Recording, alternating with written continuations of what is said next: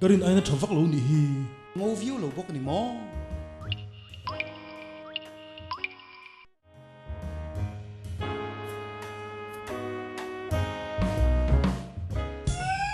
ente khu nghe ni ngai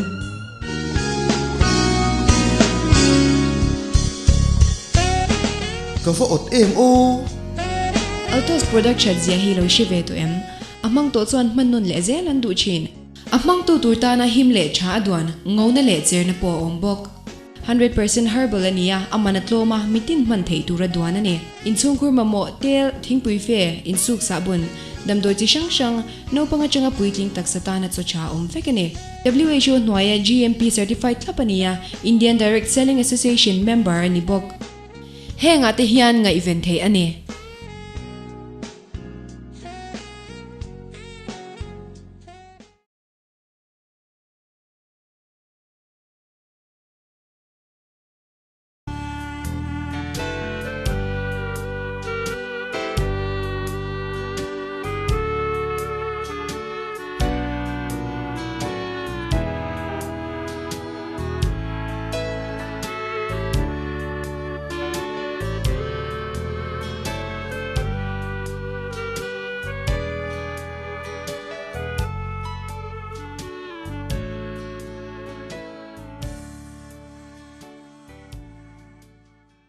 Farkon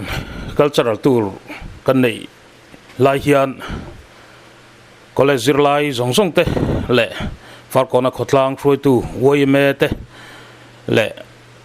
an zirlai pol farkon a student union throi tu sang te nen Lurh Tlângah lon program hi nikha top kun manania tun tuma hian kan han lon don ania Lurh Tlângah hi Mizorama tlang sang zinga apalina ani yantia amun po ala khop maya kho chunga tang chuan amaro chu kong hi motorin engemaw chen kal thein lai ania amun thlang chuan akal thei bik chong lawa kong azol le zawdan ngai to chuan lavio ma sela rinain ke a han kalpo anu mang reng viawa chuti rol chuan ni sa em maya a thla khop maya chuti rol chuan zirlaite an la thalai seng song boka amun te heteng mu theina chan an nei hi nuaman tian hlim khop maya then khat chu thleng ma saberni tumten ananin kal siak tak chu teng te chuan ania kalkong vel te chu ani chu teng chuan hetlang lon hun hi kanan manga hetlanga hian chonchin ngai nom tak te tlang lama te pokan an soi chhozel don ania khonei tu ten min thil fia zelanga rian ti zaw le munom mit le beng ti tlai tur thil te ngai tua thlir chungin tlang lam panin kan kaldon ani hei le von hian Lurh Tlângah kan lon don ania hei kan oi me hrui tu te ania khilama khian zirlai som ni rolvel kal to nunga khon za chuang an la ron kal ani kan om na hi kem avai hian kem nga kem rukvela khua train ania ti chuan kan han lon chho me kan nia akong hirina ya zala amar chu hlaveng renga ha thlau lutuk chho ul om lowen tia heteng kan kal zel don ani nunglama khuan chu kan soyang khan zirlai kha engemaw zan lo la kala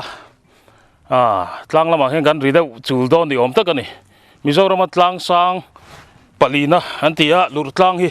Lurh Tlângah ming chu kan review ti khan voin chu tlang lama hian khorang te lang thea Lurh Tlângah chanchin te helai ria zaw na tur tam takha kan han thlir vel don ani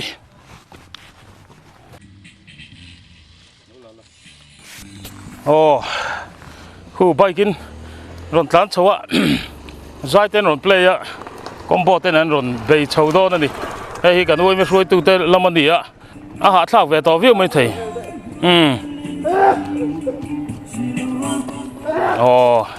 kun rong kal trana ke ni hi engemaw chen hi hu la thleng ko motoring kan kala ti hian konga hian an kal thei chin te kan lo thlir don ani he lama hian pumpel toite oma hun lo kal mek boka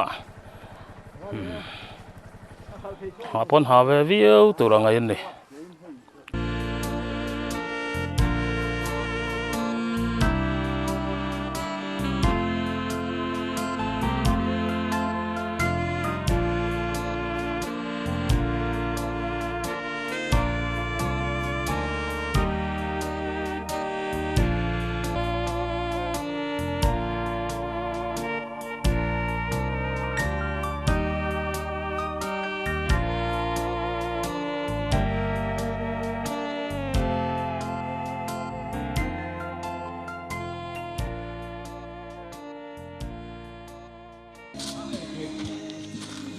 ป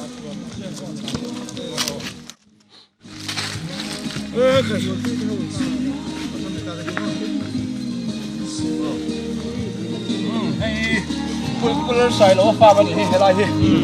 มันก็ปุล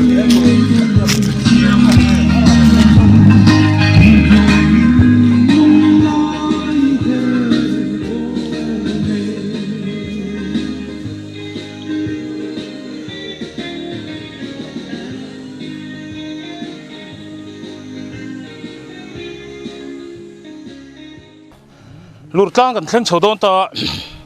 hei nunga mi ten min lo ran phathei bik lawa kan ma kian zirlai pathum an kala ta kian som ni bor vel chon thleng taw mai thei ni nunga khon zarwal an lo ma ki lai ki Lurh Tlângah kan ti chu ni Mizoram tlang sang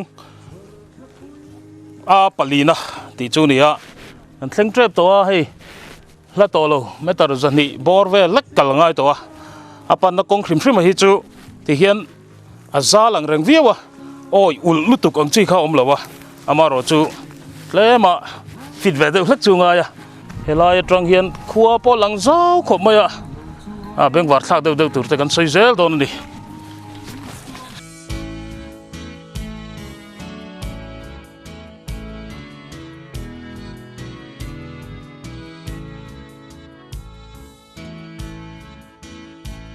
Lurh Tlângah lo lang so tran tlang ani a ading lam mi so va phai khuwa ani so ta pi mi anung mi so lo lang wa so wangchia ani boka ha mi tlang e pa mi khan mo let liam tre pa mi khan chuan he lai wa chap phi far kon lo tur kumina kan lo tur nia ko insa theng nge lo hi nei re chawa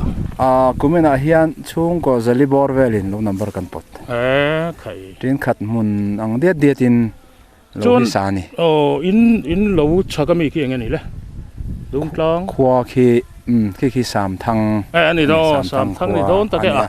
abula kong omrai hi lam sial kong kan ti khani lam sial chon he lai mi pia mi hi velam so khobung khwa e khobung mo khoi jan sam thang kholo mi khi zo pui tlang khwa thong mi chu lallu la zo pui e khwa ani sam thang so lallu la zo pui ti ni achong mi khi zo pui tlang ti ni khai lallu la te chu ne an lar se te ro ti chuan khulai lui ve la khu wa chap noi mi hi tlo va lui kan ti a Lurh Tlângah atanga nar nin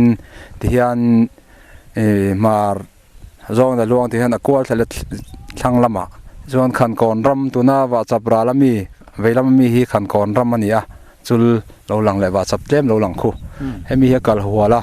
thek pui zuk helin tlo tuipui na khochak tuipui na triau afin ma lokin tlo va lui hian triau afin ani chuan hemi tlo va lui khan kon thek pui khon hoi hian tui tlova hydel project megawatt nga siam me kani kalau sei bel tum tak kan ya ai ron sei so la son ron rile nak ta mai kan nunga local te po le kha ti khan khuwa helai tang po hin helai sir tang pon lang trek maya ti chuan khi mi chung lampang tang te po khen bar ma lam le kho rang lan theina kha kan la thlir zau zel don ani hetiang zin kho thon na mun ram han thira han fan vel hi anuam khop maya kho hoi ti zaw ani khai hei le lo thleng ta ani hi lo ka ru khoi college ngai ni college lo ka ro ngi chu far kon khua mo in ha em hạ thang về khóc mày họ đi vào cái đó thuê thằng mà khơi college nghe West thầu mò này mò khi cần xem chơi bóng khi lại mấy tổ kia nè có cho nó club mò nó tu về làm đòn thế rồi khai chơi đòn à khai cần anh nghe yang chú này chơi đòn này khơi iron bài đâu to mi bài đâu rồi yang họ thầu về mấy anh đi thầu leng lên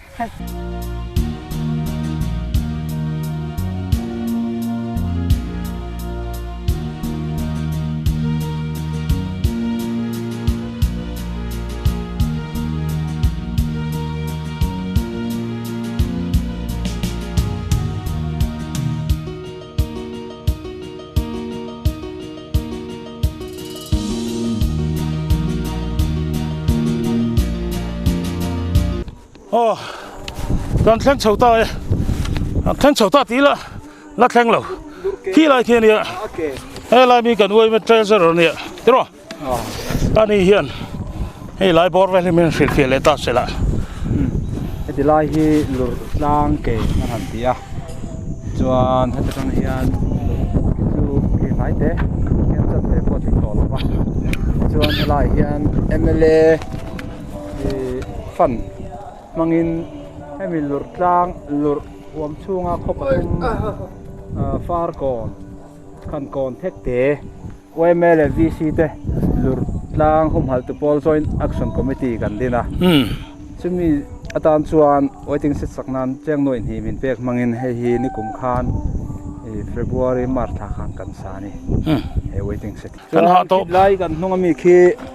tlang sam tlang kan ti chu ani ya attention tlang sam tam viu aming tlang sam ho he tlang en fiat tu ho in kulna ni wa tlang out jang zonga tlang sam tlang ming po ni ya apik po hi lur tlang a hian attention asang mama zo ke anti ten aviu po a tha fe zo này thật chứ khẩy cái này trộn lệ rỉ lúc ngã ngạc phải lại về là hiền tụi cái này in lệ ngã chú ngã tới son hẳn chui là cần thanh aruai chú này tổ mấy à hay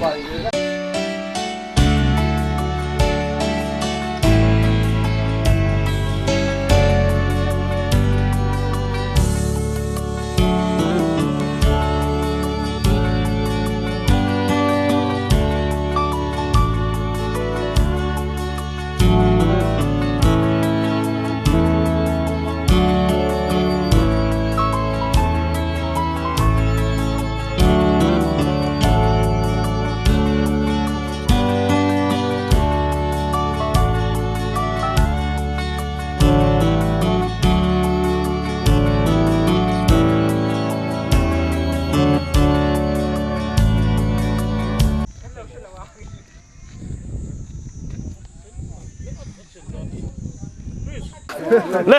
hay hi nghe khá chọc lấy pa rồi nè thiên hàn soi đón thấy nghĩ rất khi ông về phim mà đi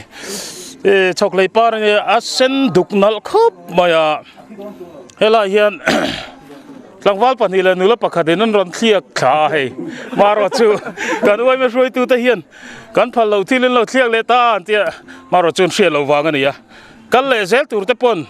helai tlang ti moi tu hi ani ya chu wang chun soina rem chang tak an ron thlia thak te po kha rem chang tak tan kan hmang ani kok koli la chun la de mi ta kan kok mai me nga in ron thliak in ti thang ren khop mai mi dang zir tir na ngo kale a tha zong in kan hmang ani kha in nuan la tam em zarwal zet nuwa kon lo ma di kan thleng trep to Lurh Tlângah hi Mizoram tlang sang palina ani ti kha kan han soi to atir lama ram zau zong te an hum hal chin thei zau khop maya mizo pa te ran chuan trin sang ni zanga mun zet ani antia ram sa chi sang sang hi la tam khop maya hei sa vom te sa zuk te sa thar te sa khi te sa kei lam chi le Mizorama state animal kan ti sa za te tin state bat kan an ti mai va vu te le chu tiang chuan sa va chi sang sang hi engemaw za ta la oma tin pangpar lam chi po hian choklei par te apar var chi te par sen chi te baka naw ban le century par chi te po chi sang sang an la on tam hle a heng te hi an mani hun thawa an la par vul chuk thin ani Lurh Tlângah ram sa le sa va chi sang sang le ram hul dam do ta na tha thil chi sang sang te hi kum som thum malam atanga hum hal to ni in helai khuwa le chevela hian uluk takin khonei tu te hian an hum hala tuna hian Lurh Tlângah joint action committee an dina na sa takin an hum hala ti chuan mul sang sang te chu phul nuam tak tak te le sira poram ngo cha tak takin a hul vela an hoi vela nuam maya thing sang tak tak oma an hoi thel nuam tak tak ang chi kha tam khop maya chu teng chuan phul te po chu ro le mu re omang chi om si lovin phul hring nal tak tak mi hring mi tina mu nuam tur ang chi hi ala tam maya chu teng te ani wang chuan nula le tlangwal te tan phei chuan du to ka han len vel na tur ta na thlan om tak le aya thlan tur dang om chuang lo mun ani don hi han ti mai tur te hi ani hlom ani tin atlang bom vel hrim hrim a hi alen tham em awangin kham sang tak tak le mulian pui pui oma chung te chuan ming san pu in Lurh Tlângah tite Lurh Tlângah te hi pate tar tlang tite manan soya tin tlang sam tlang tite lumte kham tite vanai kot kham tite saingina trana kham tite chalngau kham tite ar chuang kham tite lungpui kabak te kholui mong kham tite le tilbiri tlang te ania tilbiri han ti hi Shakespeare mizoten putar mi dakan ti thin kha khami hnung zui tu officer tilbirian ramri lunga phun na tlang ania chumi hing choya an phua chu nia chu wang chon heng jong jong hi heng tlang Lurh Tlângah bom tu tlang te hi an nia chu wang chuan Lurh Tlângah kan an soi hian a chevela tlang sang kal tur le en tur tam tak om hian ati hlu zual hle ani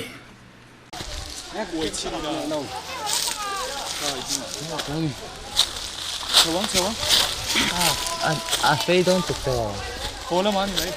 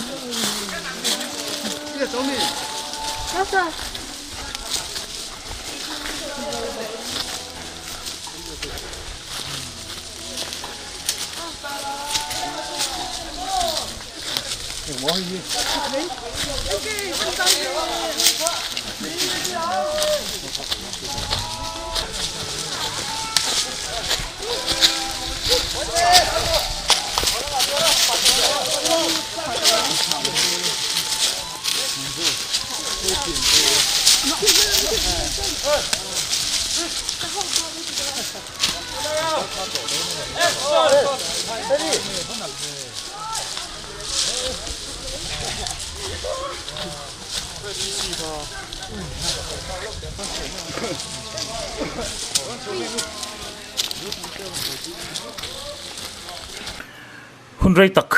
kan lon nuwa kong kual te oi chho tak tak te kan kal fe nuwa Lurh Tlângah chip chu kan thleng ta a ha po kan ha tlang aniang then chu kan thu hle hle maya kan hlim thla tlema zong in thlir lok te ang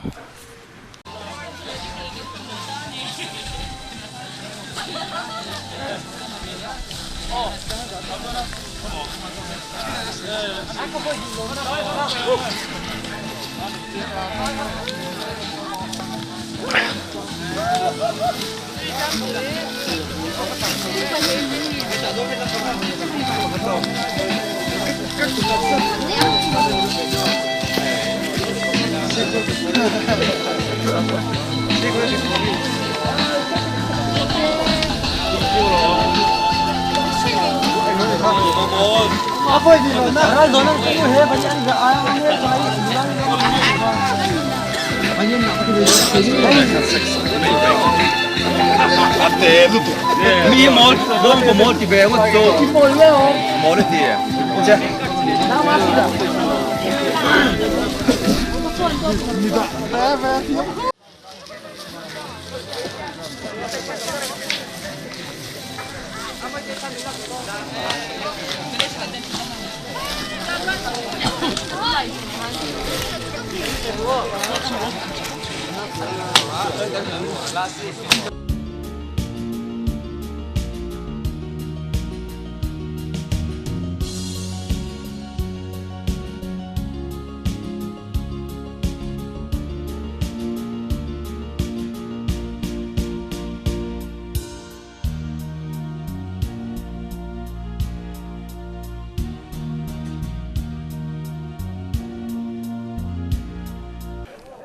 hey Lurh Tlângah chip takhania tuna hian atlang chip sir chi kha helam pang ni a helam pang han tir ngot ka fialo mai thaya chualam pang ani chu ti chuan hey bu thang hi oi ma treasure khan ni ya kan hanin zota hi tia en hian amun ma vel shim hi anuam riu ma ya heng te hi oi main na ku tan thak nge ya an ti nge eng ten ti nge hetin ani phungom ve shim ti te min han sil sela heng hi eng tin ma mi ringin kan khoi lova ama natural ani top mai hian ama hian tiana thel top maya hi fura ron nim dewa thala chuan nim te ho hi ti hian an rowa an thi ve a chuan hatia thel hun hi ama om ve top hi ani top mi ringin kut kan thak mi alo chuan ani le khu ti lai vel bor ka nge lui luan dan vel ka han se reng te kan noi kor hi sakei lui kan tia apia so tlang sam tlang anen kara lui hi sakei lui kan te he lui hi ti han aluang tha chualam hoin chim sak lam rat hoin aluang tha tiau lui azuk fin ani azuk fin amo chuan ka kan thriat thiam thei dan tur chuan tu na lang khu mi ral lam so rome hi nul maya chum zing nul maya song ho so ale lampang so barmaram chin trial chak lampang chin kha ni ta ani chuan heng hi han soi mai la riat zauna na atra ve hrim hrim hei hi chok lei ani chok lei kung ani ki apar po ki asen mal khop maya sen tak ngal ani chuan tuna hian February ni som panga ani ya arem tran to ni chok lei hi chuan hei athanga thing hei hemi na thel hun maya thing ho hi kanan mu tam tak zo kai chu thal thing an tia thal thing an tia hengi thing chang thata kan ni ten tia min thil dan chuan chu teng te ni hemi helai tlang vela hi chuan tam khop maya mu po mu no ma chuan hei kan huang hian thing sam kan han tiang chi anga kha om treu ani he tiang hi ni mai lo mi thing sam kan ti hei heng hi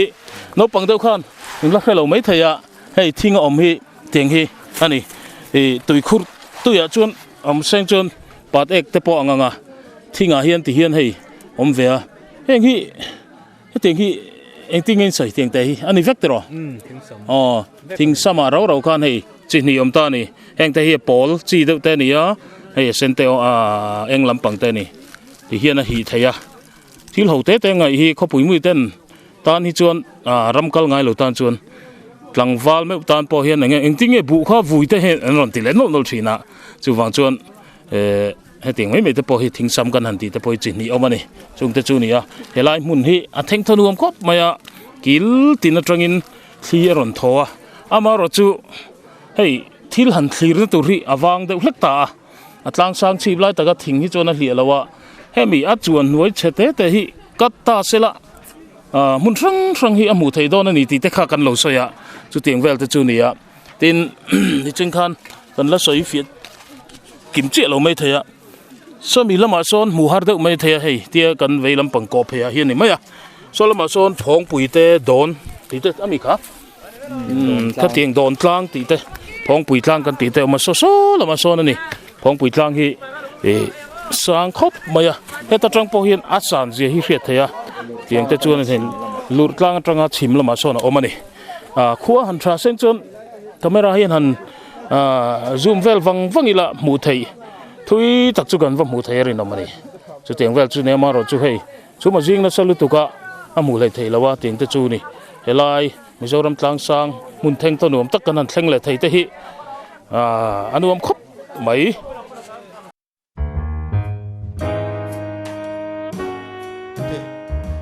Karin aina thawvak lo ni hi ngô view lo bok ni mo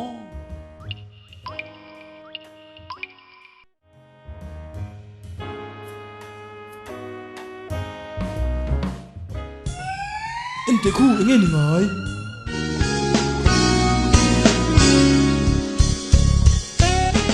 ka fa ot em o Autos production zia hi lo shive to em amang to chuan hmannon le zel an du chin amang tu turta na him le cha adwan ngona le cher na po ombok 100% herbal ania amanatloma mitin man thei tura duana ne inchung kur mamawh tel thingpui fe insuk sabun damdoi chi shang no panga changa puitling taksatana chocha vekane WHO noya GMP certified thlapania Indian Direct Selling Association member ni bok henga te hian nga event thei ane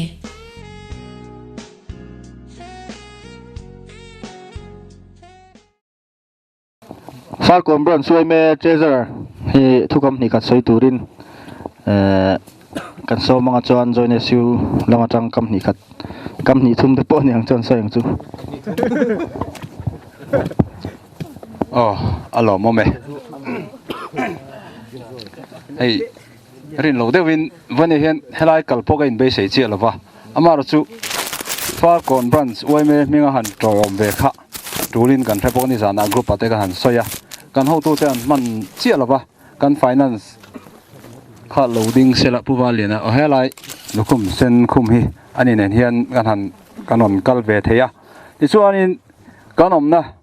atang helai tan tlang hi mar lam chuni maya so tan tlang kan hu thewa ti chuan helam hi thim lam ani le maya opposite lam hi khumi khulai kor rom hu kan in ram rina ania helama hian teu kong sir le watangin hemi bor zong zong hi teu so vek khuan hi kan hum hala ta chuan hemi liam lam hi kham chengcha tak tak atama chunga chuan sathar te saza state animal te tin vavu kan tiang te kan noi ruama te khuan an tama tin sajuk te zong phei chu pateng tia tia no mani kham te hi athuya zong thim lima phei chuan pasal tharam bak poi hian thim lima chuan kham bula zong an kap thangam lo an ka liam pal chuan kham an nuk thamai dona zong rol thin rim chu an lo mani chu tiang te chu ni ya kan ram hum hal hi azau kan tia ke ni po hian thing le mau te engma lak kan phal lawa changel thengin lak kan phal lawa ti hian ran rama te ka han mang chun zom boka Lurh Tlângah ming put chana hi history zong de win han soi tai la pile pute hun akhan hetlagan mu hian asang hle in an tria ayat lang sang dang hi thei lo te hian an tria ni ziak tu then khatina han tarlan dan chuan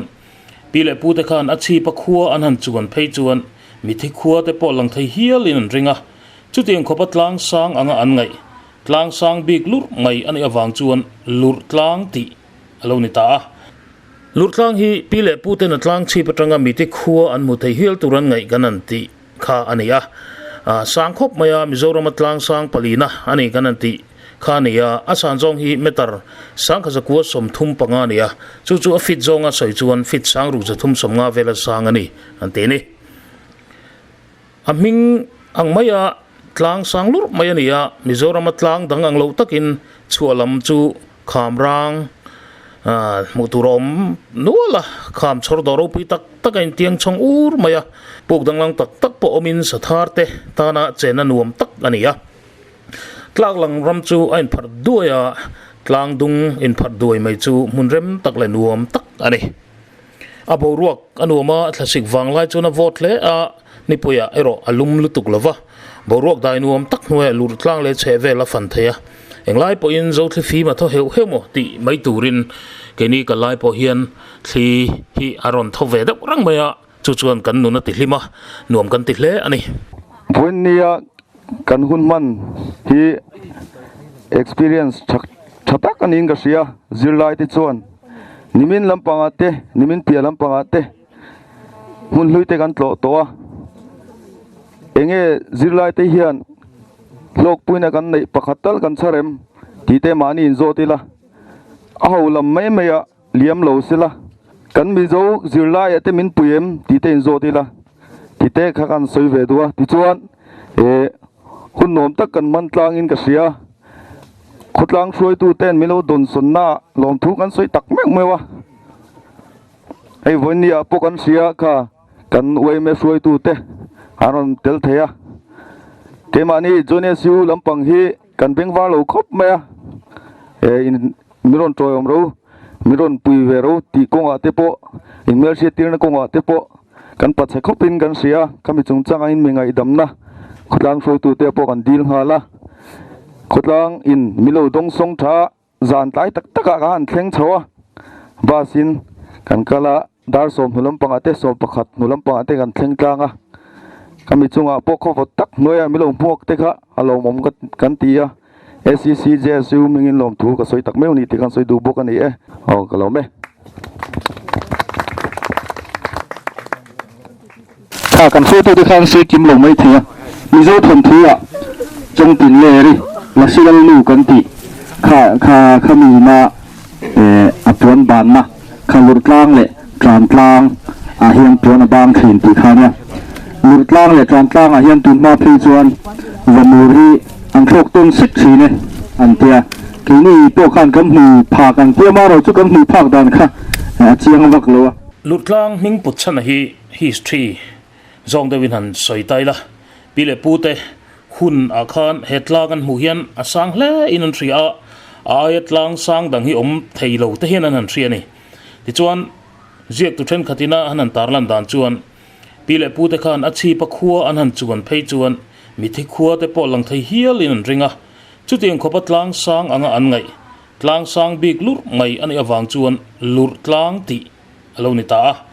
Lurh Tlângah hi pile pute na tlang chi patanga mi thi khuwa an mu thei hial turan ngai ganan ti kha ania sang khop maya Mizorama tlang sang palina ani ganan ti khania asan jong hi metar sang kha zakua som thum panga nia chu a fit zonga soi chuan fit sang ru za thum som nga vela sang ani aming ang maya tlang sang lur maya nia Mizorama tlang dang ang lo takin chualam chu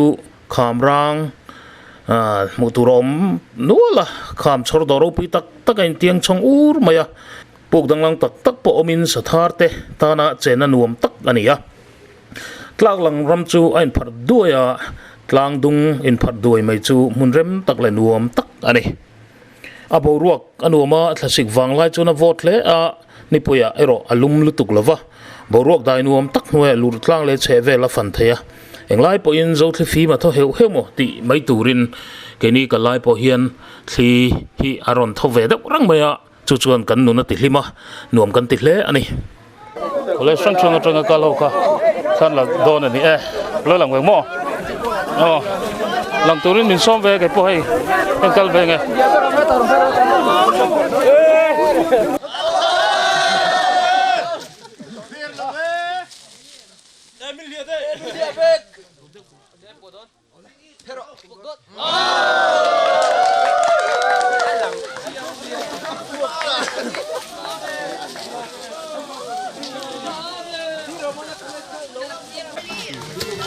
Lurh Tlângah siêu sa nen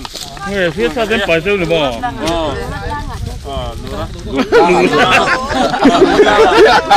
Lurh Tlângah này chứ trời túi còn mày hay Lurh Tlângah hi bye bye kan pi le pute hun atanga an in thil chon dan te han thlir ta ila Lurh Tlângah a hian tlang lal ani thu te han soi kai ta ila atinga inom tu tan a thome Lurh Tlângah hi tlang langsar tak ani angin manlai chuan tlang lal thil ti tei tak thut mun nia an ngai thina la si te hi tam ema lur bom vela pasal tharam chok te chu an lo ngai zong thin ani an tia abik takin tran le lur te hi ram huai tam na huna soi ani thina ram huai lalpa tlang lal chu athik thuwa che in ti lom lo an lau hle thina zana te hian an tir che te chu trau mai cher chi an nia Lurh Tlângah le avela hian anin zoi koi du thin ani lur le tran tlang hian kan pi pu te hun lai chuan mun na lu thuak ema upa te chuan ram huai mun puya an nga ya anin thoi thina thiam la an chama liana khal tu ka hlui khuang hi changang che lur puya mi tran tlang mi tin an chama chumi nu chuan an omna tlang ming an cham le thina ni Lurh Tlângah lal chu tilom tumin an betrin ti kan soi to alung oilo chuan ru pui van on ron tir thin angten an ngai ani khuwa khen chang ro chuan ro ron sur tir turin an ngen le thina thlipui lo tle dona kola thim muk maya chum duma lenga kola phezui zoya Khawpui ria chung huna lo thlen te chuan Lurh Tlângah huai thinrim intro sa an ngai thina la an phu thina ni Lurh Pui Tlang nawang anware sam tlang a in sud vele antia ro tuitla to se andu trum chuan hetiangen la an phu thunga lur pui tlang nuar lo la nim ro zol ko pui sik tui za tam tlang don akame chon pui par ching pui ruang bol nan te an ti thin ani lur tlang lama training kan han hot thale ta ti hian kan hlim khop maya Mizorama tlang sang te zing ami kan han lon ani a he mun ma re renga hi a thel nom maya thing trâu vắc hi lowa che vela hian thing lian pui pui oma thing upo tak tak ten ni heng te hi oma heng hian a dip ral ve thina ten tia khotlang roi tu lam hi chuan hela hian zuala lokala Aizol FC lampang ani kan siu roi tu te lokala hian hei Aizol City College join SU tinani ma hi anuam khop mai bo ruak ka thiang boka ti hian ar te kan han hem le don ani a ta kan chuk thanga ulaya khan ar hem min na te kan nei don ni tunglama hian cheten la oma amaro chu kan chuk san taria yang bo ruak college zirlaite na an han kunan han mang te po hi an tan hin anuam ngotang tirin thai ni far kon dula le tlang wal ten ni hei min throi tu ten nen fel hlom khop maya nung bermi phei hi chu ni zana kan chai na ania min duat khop mai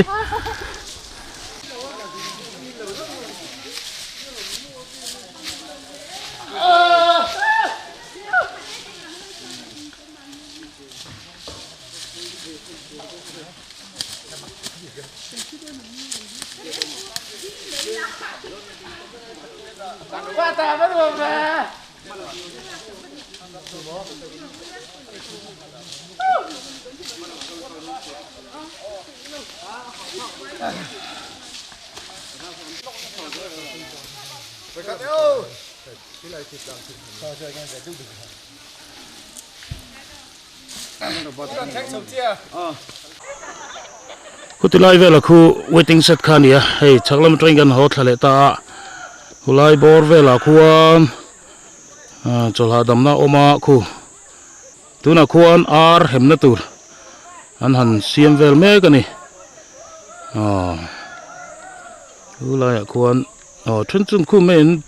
khuk tran der to mai thing vel te khu nia hetiang nun zirlaite nan han tem thrim thrim hi lompui khop mai thilkal har sa takte nia tak taka chuan chan san nei a chuan khi lam tlang khi tikhen han enila tlang chhole nia phul nuam em mun ani chevel hi Lurh Tlângah le chevel hi zau khop mai a cholai son engemaw zat an oma han en hnai le don chin taila thlate an la a then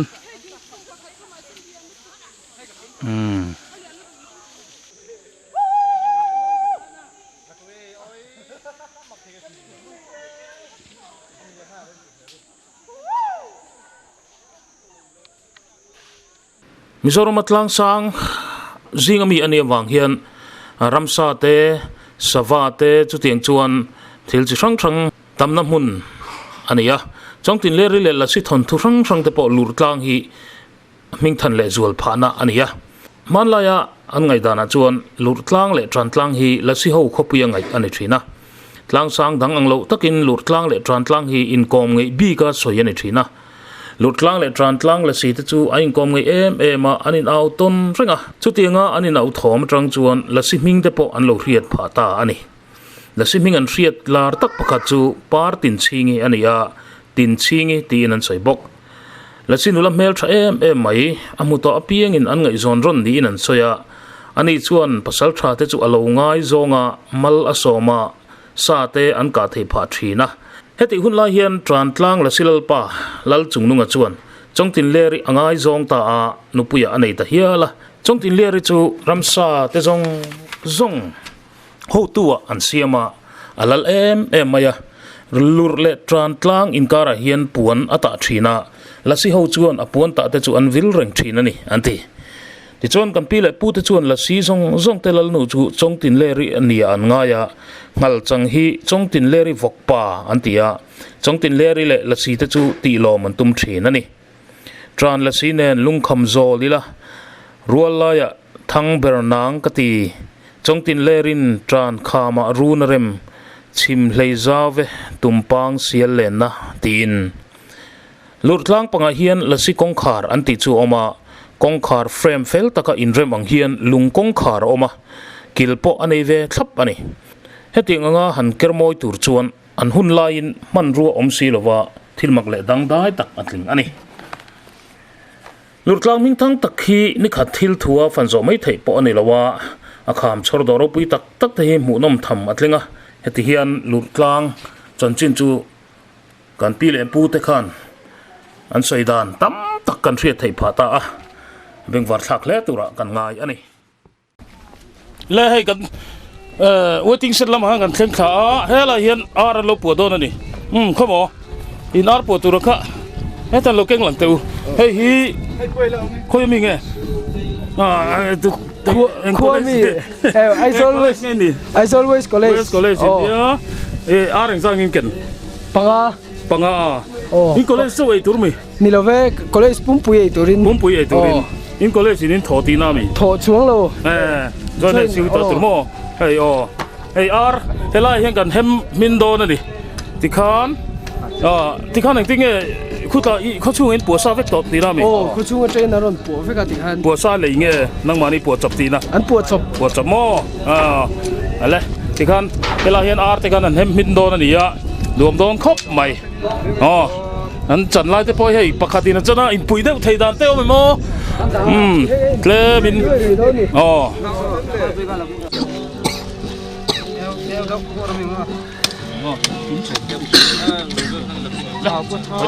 hei kan sai le don hei mấy ít tuổi trong cái đó các tuổi từ cái này cái chắc ăn thiệt thì không có chú ấy ăn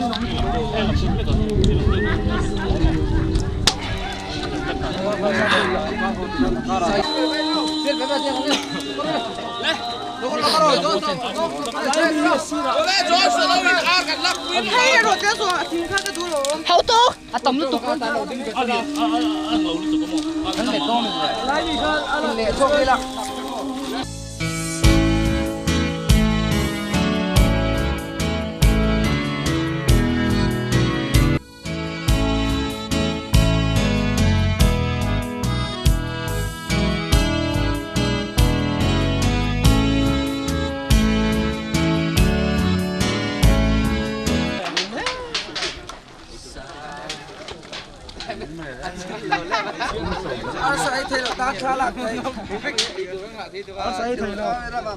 heti hian kan ar han ro te po chu ar sa kan han hem min te po chu lo min ta hei ti hian kan han suan thlang nuwa mun sanga kal te pon ron hodara kan ani nga khoman lo thlenga ti chuan helai tlang hian lim takin kan ar hem min te po kan an eya college malte te in an han kal ranga tikhan an throi tu ten a tok te in an han sem dara tikhan lim takin kaneya hemin hu hian Lurh Tlângah le che velte zir chianga thlir zawa hun limom tak kan man chu kan du tok ta ani video mi du em sok le chu tôi là gì số tỏ dùng buộc mo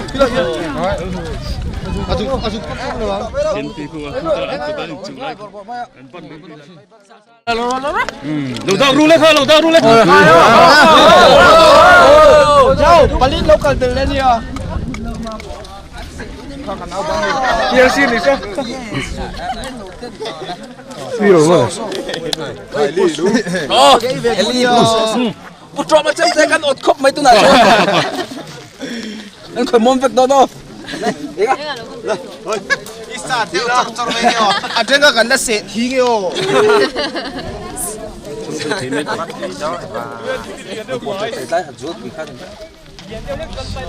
Aruha kalau kiat nga. Apa kasukatan? Apa kasukatan? Ati yung pagdang koy. Om lang rin sir dito na ni. Koy mo. Khawpui eh. Talio lumom. Koy arsa tu. Ka arsa kalau harule. Hey, kan arsa ni. Sampai college te arsa. Kan vai hiện sampai college. Fin khap la. Tui don kop mà. Bây giờ tram to ni đại chơi này lạc lỗ vắt don à.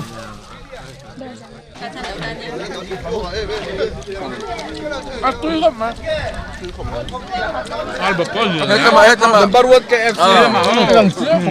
Đâu churu. Min betel là một con tim ấy luôn. Điên cúp mà. Tu,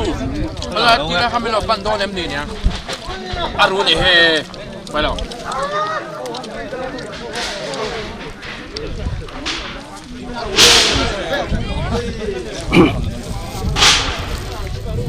Standing to palo. Kalau TV lah, kalau lom. Kalau standing to tapos Ibu nila hitui. TV lah ni tu ben.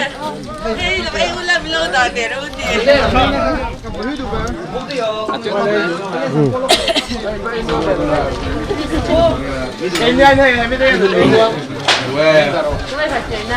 Dah kalau tangan kati.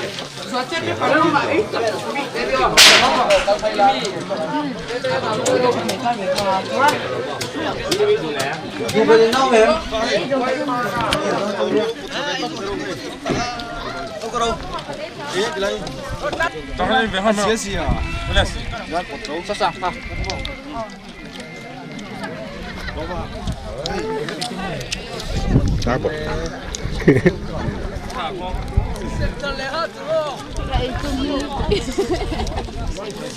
Abot kelmi. Abot cái là phù ba. Nó chỉ nào cắn sụt trôi chứ. Phải quyết tật.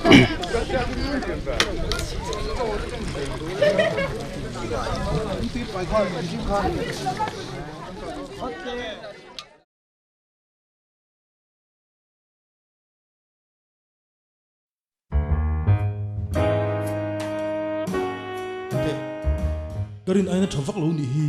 Ngô view lo bok ni mo.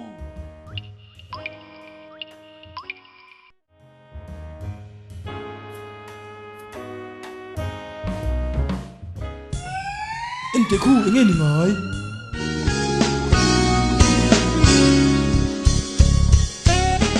Ka fo ot mo.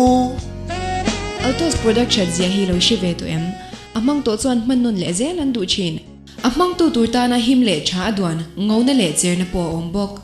100% herbal ania amanatloma mitin man thei tura duan ane. Insung kur mamawh tel thingpui phei insuk sabun. Damdoi chi shang shang no panga changa puitling taksata na chocha fekane. WHO Noya GMP certified tlapania Indian Direct Selling Association member ni bok.